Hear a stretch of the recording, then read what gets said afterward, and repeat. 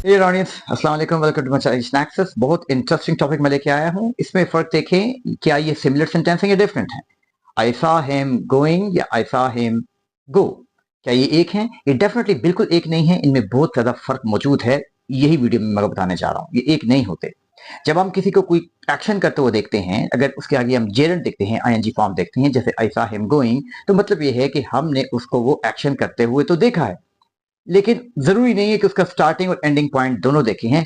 जरूरी नहीं कि हमने कंप्लीटेड एक्शन देखा है, बल्कि उस काम को करते हुए देखा है।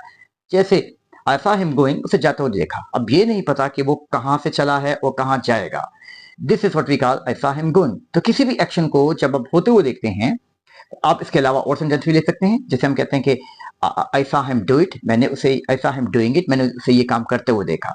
अब ये नहीं मुझे पता कि उसने व्हेन ही स्टार्टेड ये काम स्टार्ट कब किया था और खत्म कब किया था।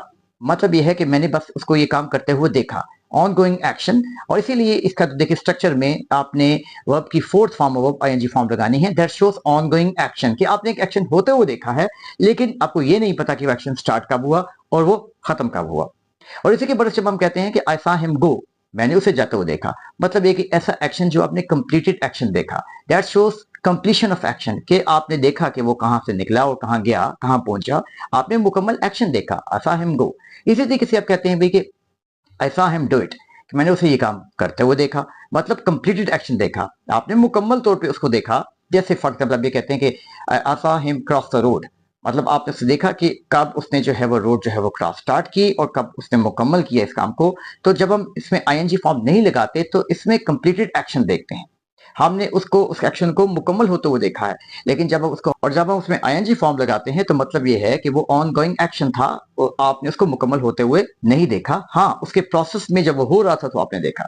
तो ये, इसमें ये फर्क जरूरी होता है।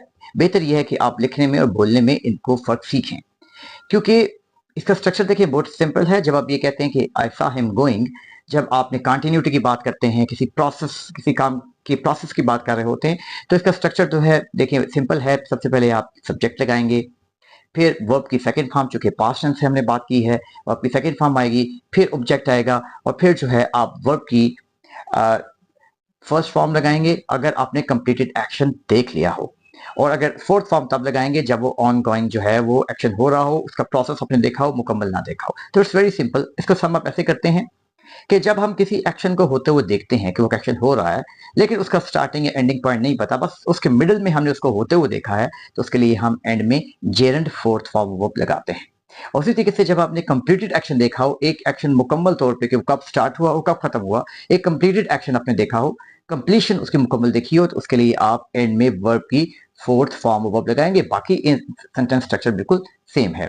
It's very easy to understand. तो होपफुली कि इसको आइंदा आप लिखते वक्त या बोलते वक्त इसको डिफरेंशिएट करेंगे depending upon the situation, depending upon your observation, कि आपने जो ऑब्जर्व किया है कि किसी एक्शन को पूरा देखा है तो आप फर्स्ट फॉर्म वर्ब एंड में लगाएंगे, और किसी एक्शन को आपने होते हुए देखा है, प्रोसेस में देखा है, तो उसमें वर्ब की फोर्थ फॉर्म एंड में लगाएंगे। Hope you got the point. Thank you.